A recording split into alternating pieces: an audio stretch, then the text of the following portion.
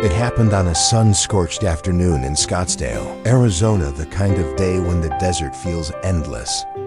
And the air itself shimmers with heat. Cars rush down the highway, tires humming against the asphalt, drivers eager to escape the suffocating blaze. And then, out of nowhere they appeared. 2 German Shepherd puppies, no more than 4 months old. Their coats, black and tan, gleamed in the light as they bolted into the road. Not running away, but running toward me, toward my truck, toward the only chance they had left. I slammed the brakes. Dust rose in a cloud, the wheels screaming. My heart pounded. One pup rose on his hind legs, front paws flailing desperately like he was waving, begging. The other barked, sharp and high, but with a weight of urgency that didn't match his size. I froze, one hand gripping the wheel. These weren't random strays wandering into danger. No, this was deliberate. This was a cry for help. I opened the door and stepped out into the blinding sun. Hey, little ones, what are you doing? They didn't retreat. They didn't run in fear like most lost animals would. Instead, they turned, glanced at me just for a heartbeat, and then sprinted toward the desert brush. I hesitated only for a moment. The pups had vanished into the brush, but I could still hear them, rustling, whimpering, barking as if every second mattered. The desert was unforgiving that day. Dry shrubs scratched my legs. The sun pressed down like fire. Each step forward felt heavier, like I was walking into something unknown and inevitable. Then I saw them. The puppies had stopped. Their tiny bodies quivered, their eyes fixed on a dark shape in the sand. And that's when I saw her, a mother German Shepherd. Her body half buried in dust and thorn. Her fur once black and gold, now faded, patchy, dull. Her ribs protruded like the bars of a broken cage. Flies swarmed around her face. She didn't move, not even when her pups cried. One pup licked her closed eyelids as if trying to wake her. The other pressed his nose against her mouth, whimpering with a desperation that broke me open. For a moment, I froze. My chest tightened. It had been years since I last knelt beside a dog since Duke. My Duke. The cancer had taken him, and with it, my will to love again. But in those pups' eyes, I saw something undeniable. A plea, a command. Not for me, not for food, for her. I crouched down, my voice trembling. Sweet girl, can you hear me? Her breathing was shallow, ragged. Each inhale sounded like it might be her last. And then I noticed her collar. Frayed leather, nearly falling apart. Tucked beneath, it was something strange, a scrap of paper, crumpled, brittle from sun and sand. I unfolded it slowly, my hands shaking. The words were faint, but clear. She tried. She did everything. I swallowed hard. My throat burned. The male pup, stronger, braver, stepped between me and his mother. His bark was soft but urgent, as if he were warning me. Don't take her. Don't hurt her. The words were faint, but clear. She tried. She did everything. I swallowed hard. My throat burned. The male pup, stronger, braver, stepped between me and his mother. His bark was soft but urgent, as if he were warning me. Don't take her. Don't hurt her. The little female pressed her side against her mother, refusing to let go. I whispered, I won't hurt her. I promise. But promises mean nothing when a life hangs by a thread. I pulled out my phone. My fingers shook as I dialed the only number I could think of, Brave Shelter. A woman's voice answered. Brave Shelter, this is Kelsey. I forced the words out. I need help. 3 German Shepherds, 2 pups, 1 adult female. She's barely breathing. Are you safe? Yes, but she's not. Please hurry. 10 minutes, she said. Hold on. We're coming. 10 minutes. It might as well have been a lifetime. I sat in the dirt beside her, whispering that she wasn't alone. The pups curled against her ribs, their tiny bodies trying to keep her warm. I offered water, but she didn't respond. Max the male nudged the bottle closer with his nose, as if telling me, "Try again." The sun burned above us. The desert was silent except for shallow breaths and soft cries, and for the first time in years, I prayed, not for myself, not for forgiveness, but for a mother dog who had given everything, and two little souls who refused to let her go. 10 minutes, they had said. Just 10 minutes. But in the desert, where the sun stands still and time drags heavy, 10 minutes felt like forever. I sat beside her, whispering words I wasn't even sure she could hear. "You're not alone. You've done enough. Hold on, just a little longer." Her pups curled against her chest, pressing their tiny bodies into her fragile frame as if they could give her their warmth, their strength, their lives. Then dust rising in the distance. A white van, painted with paw prints, pulled onto the roadside. Relief and fear collided inside me. What if we were too late? The van door slid open. A woman jumped out, Kelsey. Behind her, a vet and 2 volunteers carrying supplies. They rushed forward, kneeling beside the mother, hands gentle, movements quick. And 4 fluids, oxygen. They lifted her frail body onto a stretcher with the care of people who had seen too many like her, and still fought for everyone.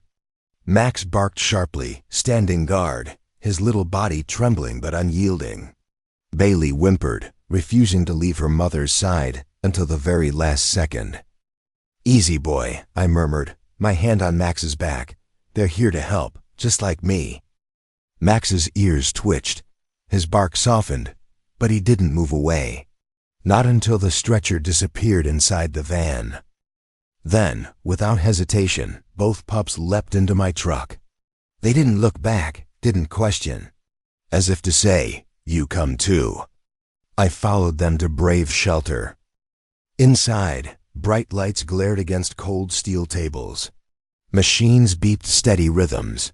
Their mother lay in the center of it, all tubes and wires, breaths shallow but present. Max stood guard at the door like a soldier. Bailey pressed herself into my chest, her small body shaking with each uneven breath her mother took. Hours crawled by. I sat with them, whispering stories I hadn't told in years. I told them about Duke, how he once stole a Thanksgiving turkey right off the counter and buried it in the garden. How he would bark endlessly at the vacuum cleaner, convinced it was some kind of beast. For the first time, Bailey's tail thumped weakly against my arm. Hope. Near midnight, the vet stepped out, pulling off her gloves, her face tired, but her eyes gentle. "She's awake," she said softly. "Weak, but she's fighting." I exhaled, the breath I hadn't realized I was holding. Max turned his head, ears perked. Bailey pressed closer to me. I whispered, "She's fighting for you. She's fighting because of you." And in that moment, I realized I wasn't just a witness. I was part of this fight, not because I had chosen them, but because they had chosen me. The shelter was already crowded, too many strays, too many stories like hers, so they asked me the question I didn't expect. Would you be willing to foster the puppies? I looked down at them, Max, the little soldier, standing tall though he trembled. Bailey, soft and gentle, pressing into my side as if she had already claimed me. And somehow, before I even answered, I knew the truth. I wasn't just fostering them. I was taking them home. That night, for the first time in years, my house was not silent. Max padded across the living room, sniffing every corner like a watchman inspecting his new post. Bailey discovered Duke's old blanket folded in a basket. She circled twice, then curled up, her tiny chest rising and falling in soft, steady rhythm. I stood there watching, and something inside me shifted. For years, I had lived in a hollow echo of what once was empty rooms, dusty frames, a garden without laughter. Duke's bed had remained untouched, a relic of love I thought I could never feel again. But now, paws against hardwood floors, soft whimpers in the night, the faint sound of tails thumping against furniture. Life had returned. The next morning, I drove back to Brave Shelter. The vet met me at the door. Her face was tired, but her voice carried something fragile hope. "She ate a little," she said. She even lifted her head. I felt the weight of those words sink into me like sunlight breaking through storm clouds. Days turned into weeks. Each visit, I saw a little more of her strength return. At home, Max and Bailey grew bolder. Max claimed the window seat as his tower, barking at every bird, every leaf, every shadow. Bailey carried toys around like treasures, dropping them at feet with expectant eyes, as if saying, "Play, be here with me." And slowly I did. I laughed again. I spoke aloud in the kitchen, forgetting I had been silent for so long. At night, when the pups curled at the foot of my bed, I didn't push them away. Meanwhile, at the shelter, their mother kept fighting. Each report brought a little more good news, stronger heartbeat, steadier breaths, eyes that stayed open a little longer each time. The staff called her a miracle. I called her a warrior. Max and Bailey never forgot. Each car ride back to the shelter, their tails wagged furiously the moment we pulled into the lot. They would bark, paw at the door, eager to see her again. And each time, when the door opened and they caught sight of her lying on the recovery bed, their little cries filled the room. She couldn't rise to greet them yet, but her eyes followed them everywhere. Love doesn't always roar. Sometimes it's just the flicker of an eyelid, the twitch of an ear, the faint lift of a head when the ones you live for walk into the room.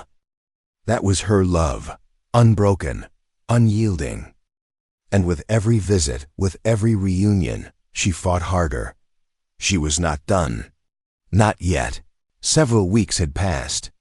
Every visit brought small victories, an ounce of food eaten, a few more seconds with her eyes open, the faint lift of her head when Max and Bailey walked into the room. But nothing could have prepared me for the day the shelter called. "She's ready," Kelsey said.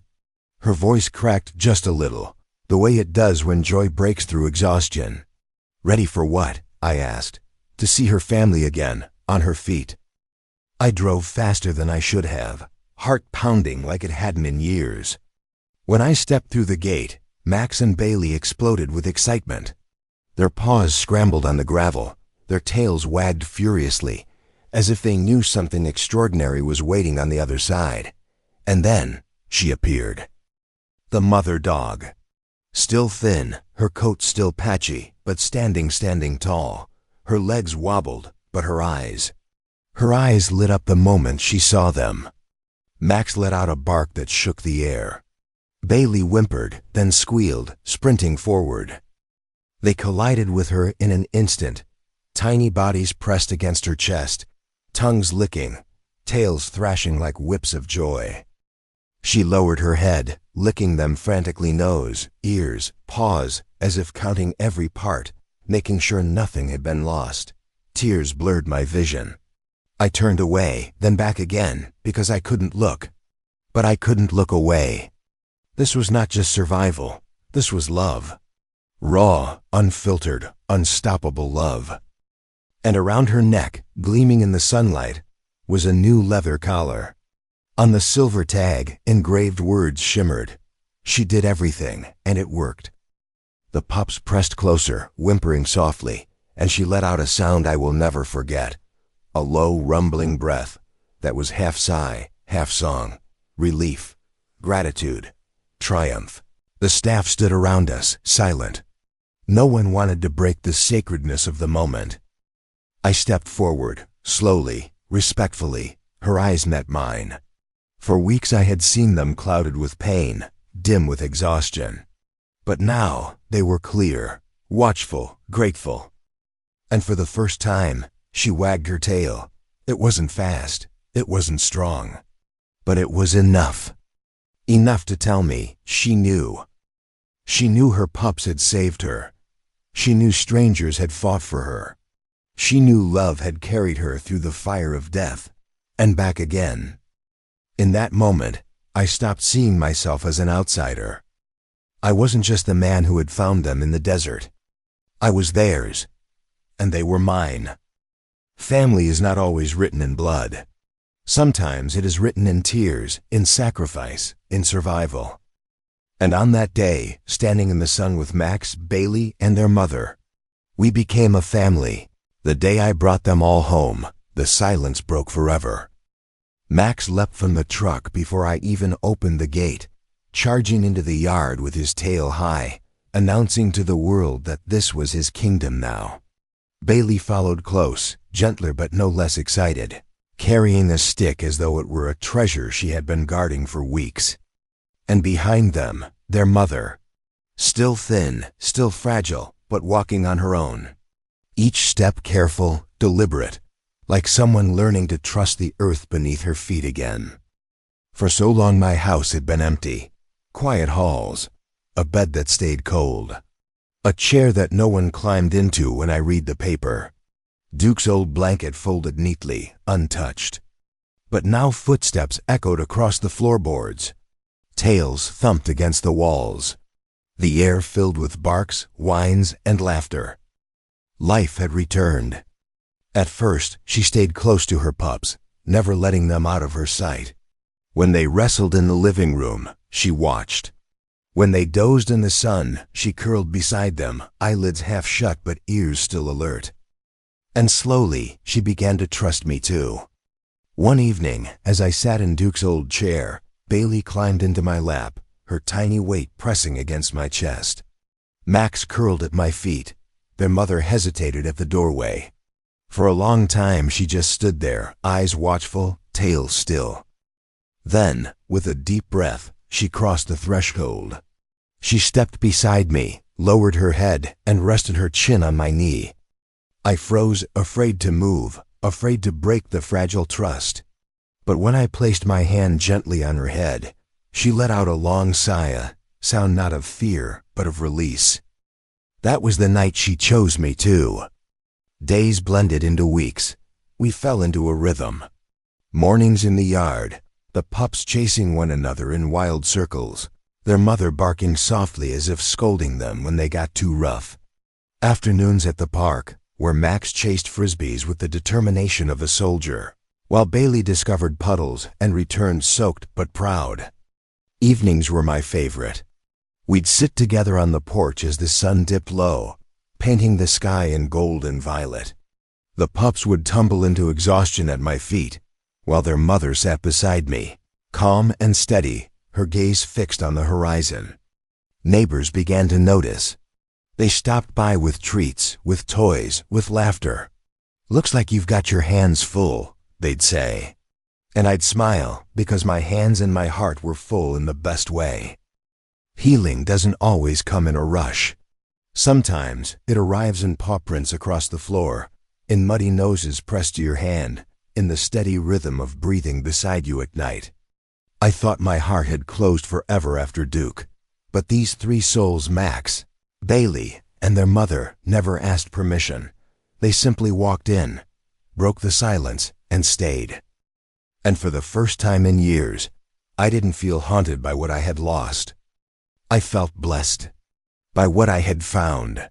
I used to believe that love had an ending, that when Duke left me, the story of my heart had closed forever. But Max, Bailey, and their mother showed me I was wrong. Love doesn't end. It transforms. It finds new ways to right itself through loyalty, through sacrifice, through second chances. I thought I had saved them that day in the desert. But the truth is, they saved me. They reminded me that even when life breaks you down, there's always something worth standing up for again. The mother who gave everything to protect her children. The puppies who refused to give up on her. And a man who thought his heart was finished until 3 dogs walked in and proved otherwise. Now my mornings begin with paws at the door, with laughter in the yard, with the sound of tails against furniture. My nights end with steady breathing at my feet, the warmth of trust curled beside me. Family doesn't always come the way you expect. Sometimes it finds you on a scorching highway in Arizona. Sometimes it comes in the shape of fur, of wagging tails, of eyes that see you not for who you were, but for who you can still be. Every dog has a story, and some of them will rewrite yours. Max and Bailey weren't just begging for help that day. They were demanding it with the courage of two tiny hearts bigger than the world. Their mother wasn't just surviving. She was proving that love endures even when everything else falls away. And me? I wasn't just a bystander. I became part of their fight, part of their family. So if you're listening now, remember this. Out there, beyond the roads you travel, beyond the towns you know, there are still countless souls waiting for someone to stop, waiting for someone to see them, waiting for someone like you. Be their voice, be their hope. Because sometimes saving a life means saving your own.